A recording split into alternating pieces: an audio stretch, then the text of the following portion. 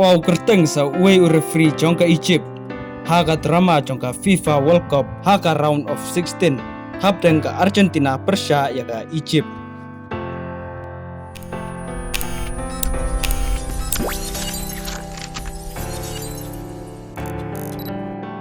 Uwe referee jongka FIFA nari Egypt.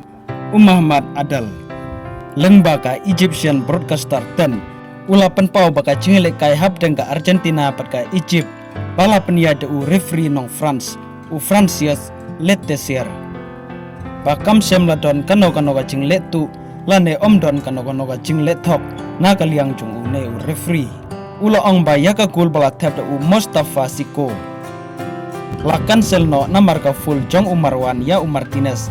Bala pentikna lembaga VAR. Pat kane kalong ka ba Songhok banyo yaka full. Laong une referee jong ka Egypt.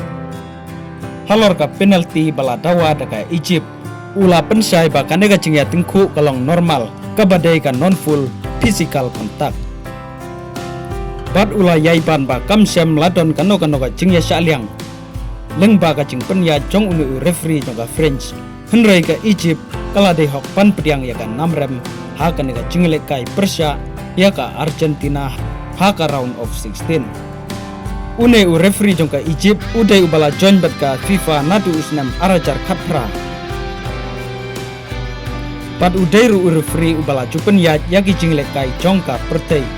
Ka ba kentub yaki match jong ka CAF Champions League pat ka CAF Confederation Cup.